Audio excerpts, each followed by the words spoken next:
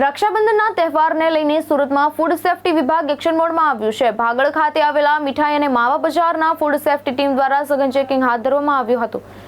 માવાની ગુણવત્તા ચકાસવા સેમ્પલ લઈ તેને સીલ કરી તપાસ માટે લેબોરેટરીમાં મોકલવામાં આવ્યું છે। રક્ષાબંધન દરમિયાન માવાની મીઠાઈના વધતા વપરાશને ધ્યાનમાં રાખીને ફૂડ સેફ્ટી વિભાગ દ્વારા તપાસ કરવામાં આવી રહી છે।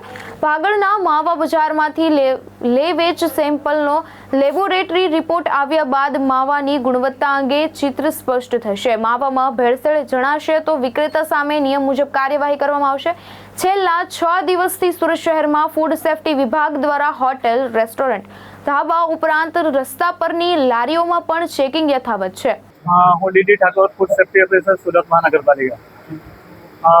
આરોગ્ય અધિકારી શ્રી અને ડેઝિગ્નેટ ઓફિસર સાહેબની સૂચના અન્વયે આગામી રક્ષાબંધનનો તહેવાર આવતો હોય, રક્ષાબંધનના તહેવારમાં મીઠાઈનું વધારે પ્રમાણમાં ઉત્પાદન થતું હોય ને મીઠાઈના વપરાશમાં બનાવવા માટે વપરાતા દૂધનો માવો જેનું વિચાર થાય છે તેની સુરત શહેરમાં આવેલા જુદા જુદા ઝોનોમાં 10 થી 12 જેટલી ટીમો બનાવી સદર માવાની વિક્રેતા તે સંસ્થાની તપાસ કરી સદર સંસ્થામાં દૂધના માવાના નમૂના લેવા અંગેની કાર્યવાહી ચાલી રહી છે।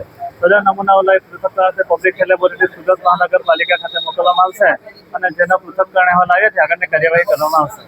જે નમૂના પહેલા આવે તો કઈ રીતે કાર્યવાહી જે નમૂના ધારાધોરણો મુજબ નહીં આવશે ત્યાં ફૂડ સેફ્ટી એક્ટ મુજબ કામગીરી કરવામાં આવશે। ભાવેશ ઉપાધ્યાય, દ્રષ્ટિકોણ ન્યૂઝ, સુરત।